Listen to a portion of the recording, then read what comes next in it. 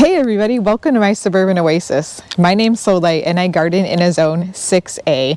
That's right, we are now in a zone 6A here instead of a zone 5B. So we have gone up in the USDA hardiness zone, and it's really exciting for me because it means I can overwinter some things that are now only hardy down to zone 4. It means more things will stay in a pot over the winter for me if that's the case.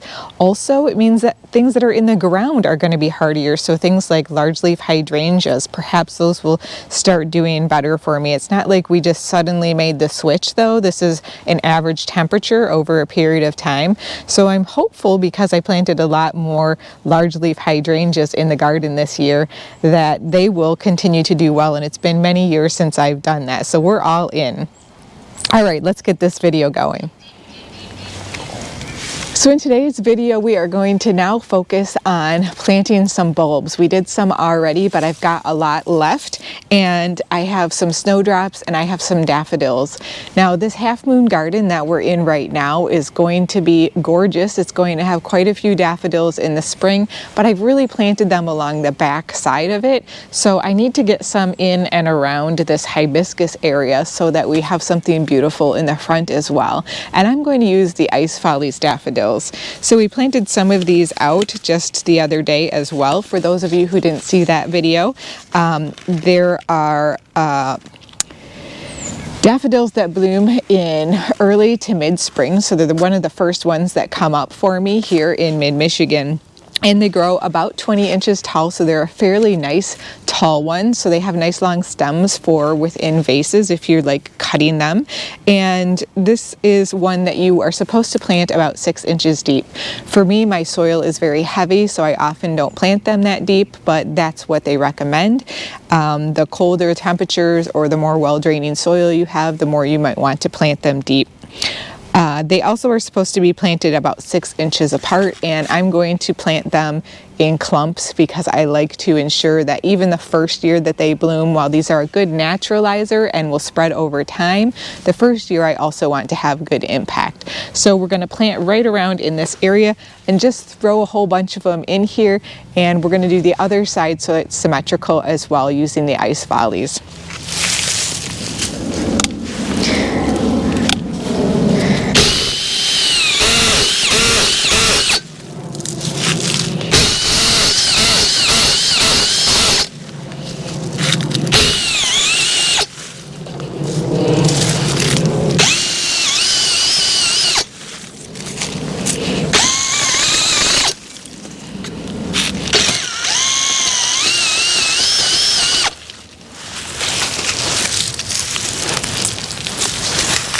I'm planting at least 3 bulbs into each one of these.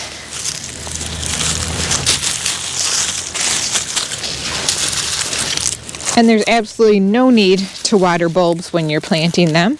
Just pop them right down into the soil. Make sure that you cover them up well. And daffodils are a wonderful bulb if you have varmints around your garden, like moles or voles, or you have deer and rabbits or groundhogs, because they are actually one of the few bulbs that they don't really bother with much. So it's fantastic. And they do make a beautiful cut flower. These will naturalize over time, like I said, so we'll begin to get bigger and bigger clumps, and eventually you can then divide the clumps so you can make more.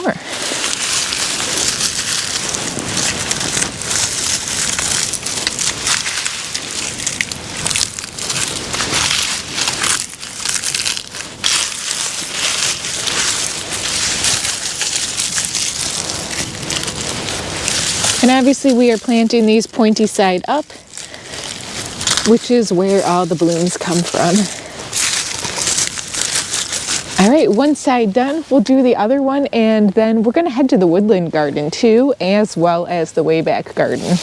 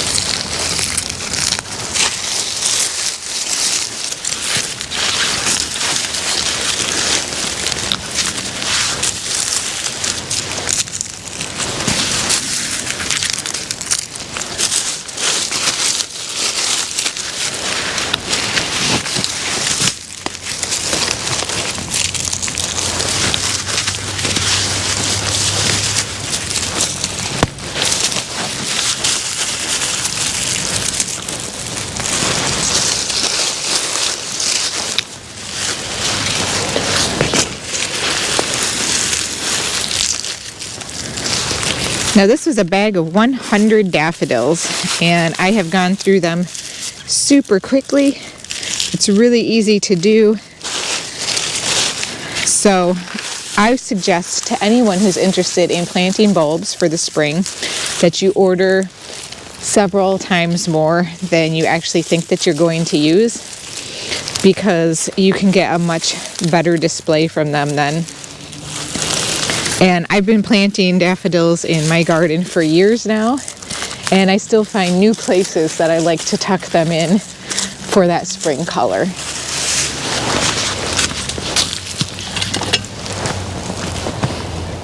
All right, let's head on over to the woodland garden now.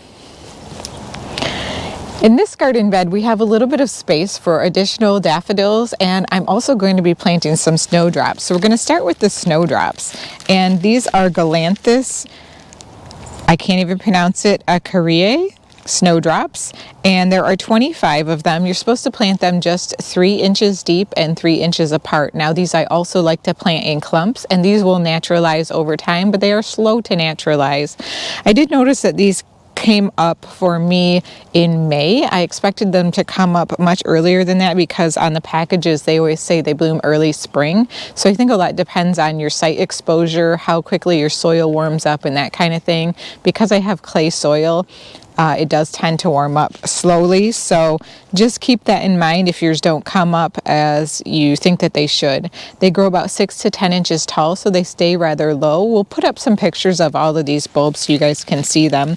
But these are really beautiful, very dainty, and they make a nice cut flower as well. So I'm going to just put some along the edge here, and I'm going to group them. There's 25 in here, so I'm going to put probably about 7 or 8 of them in each hole. I'm just going to do like 3 holes and make clumps of them.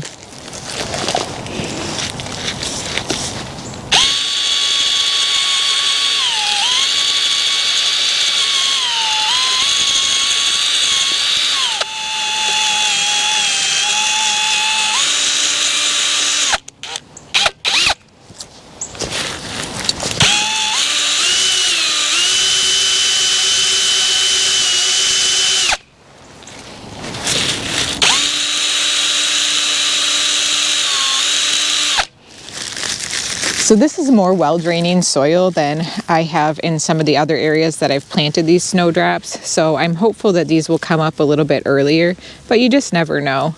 I do have hostas that are planted in this area, and that's going to be really nice because those come up right around May to June. They start to show, and it'll be right after these kind of start to fade.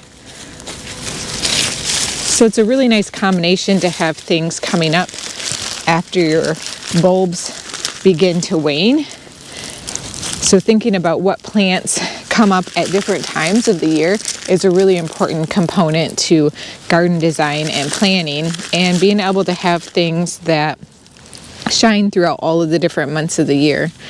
It's something that I learned to do over, the course of several different years, because you kind of have to get to know your plants. Sometimes, like I said, they don't come up at the time that they might say on the package. Like the snowdrops came up later than I anticipated. So, learn what's good in your garden and when things come up.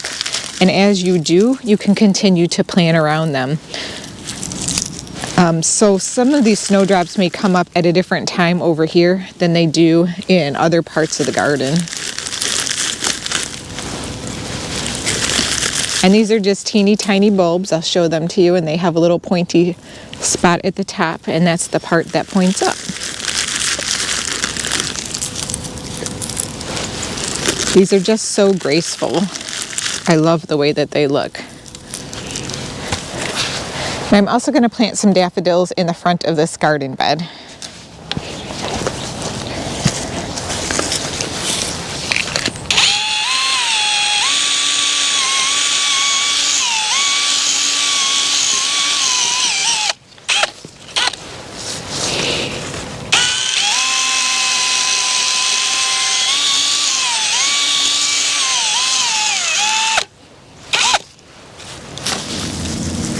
Since we're in the front of the garden bed, I thought it would be fun to use a little bit of a shorter daffodil. So this is one that I got that we'll be placing also in the WayBack garden. And this one is the tete-a-tete. And that just basically means head-to-head in French. And I have 100 count of these. These grow about 6 to 8 inches tall, and they are a pure yellow. These bloom in early to mid-spring, so right around the same time that these snowdrops should be blooming, maybe a little bit later. And these also, because they're daffodils, you're supposed to plant them 6 inches deep. And I will be planting these in groups of 3, and these will naturalize a little bit over time as well. I like these because they're very, very cute. They make for nice tiny bouquets as well. And they're so cheery because they're a pure yellow. You can see as daffodils naturalize, this is kind of what they do. They start to grow little bulbets off of the sides of them. So even though I'm planting what I would say is 3 bulbs, they actually will appear to be larger groups when they first bloom.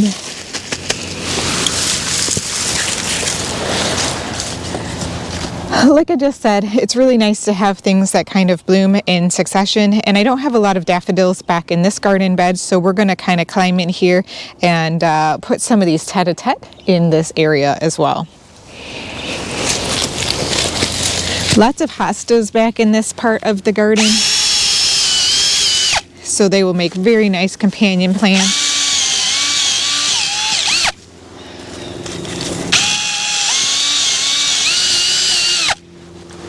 Do I know exactly where I have my hostas? No, I don't.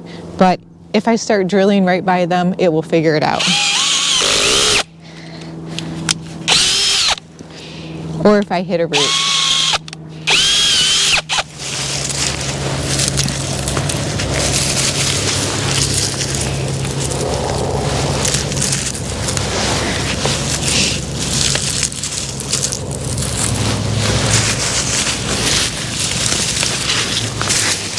This also is a bag of like 100 bulbs, so again you can see just how quickly when you kind of plant them in groupings you can go through these bulbs.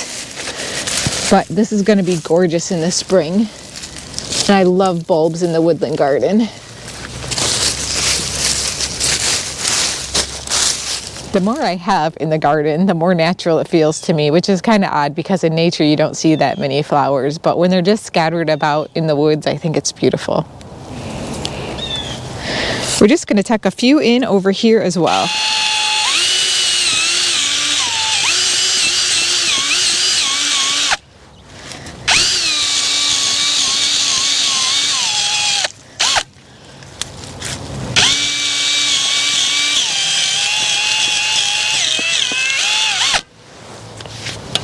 You can really tell the difference in the quality and the fluffiness of the soil when you're drilling in different areas of your garden. And for me, this woodland area is a really nice place with nice, fluffy, very humus-rich soil, which makes it really easy to work in.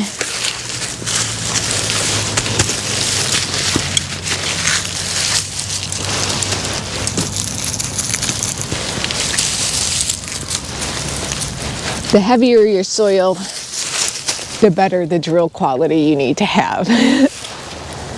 Let's head back to the WayBack garden now and get some done back there. So I do have some snowdrops planted. Now whether or not they come up next year, if they're still in the same place that they were, they should be kind of along this edge of this path. So I'm going to put some also on the other side of the path because I think that'll look really pretty and fairy-like in the springtime. So we're just going to put them between these lungworts.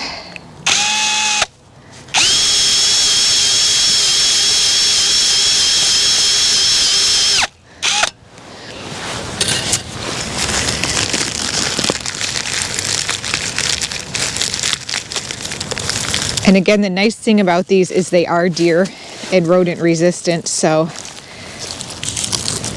they should do great back here.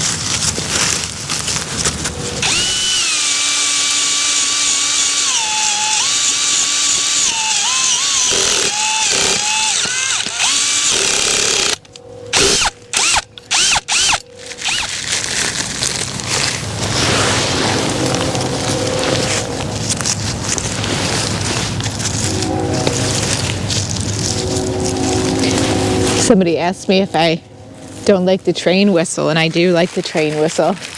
It does seem like the train goes by just about every video that we do, or there's some siren or something going off somewhere, but that's suburbia for you. There's always something happening.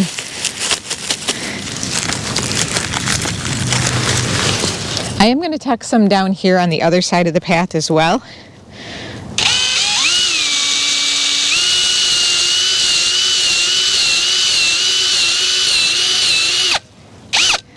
Just because I don't believe I planted any on this far down. Won't these look pretty, like just draping over or kind of arching over this teeny tiny pathway? I love it.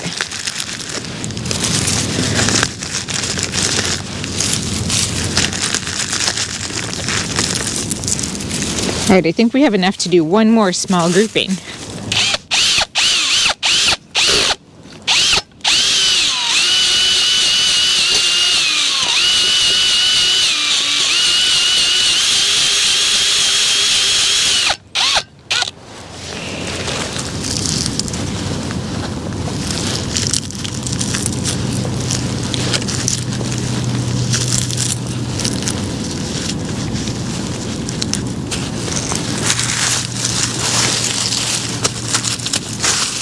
So excited to see these grow, you guys. Let's get some daffodils in now.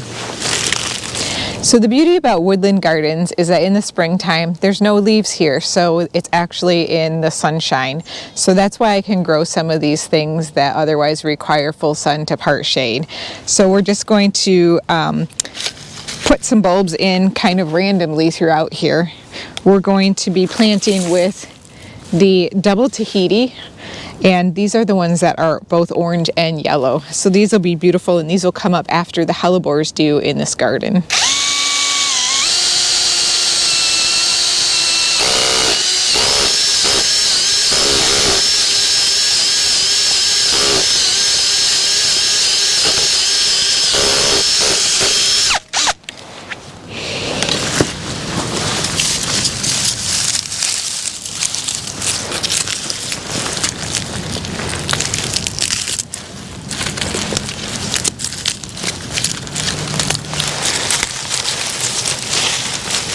And I'm just planting these in groups of 3.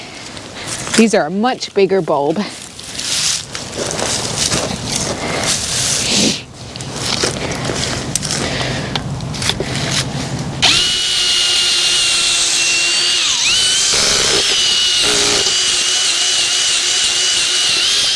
There's so many more roots, and the soil is so much harder in this part of the garden to dig in.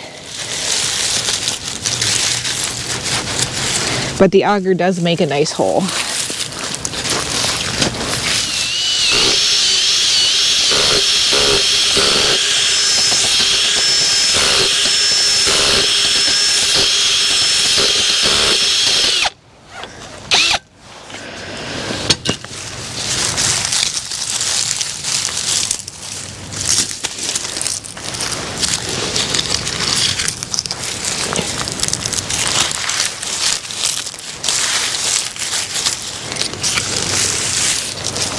All right, let's get some planted on the main hillside as well.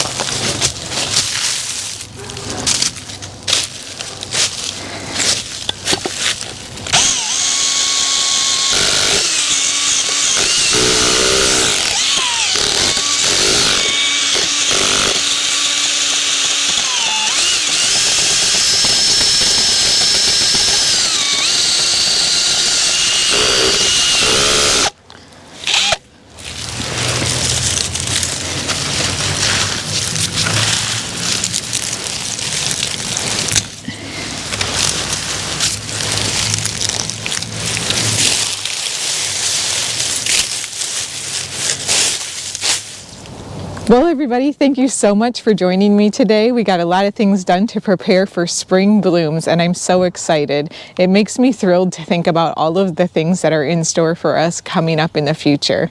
I hope you guys are having a great Thanksgiving, and we'll see you next time. Bye!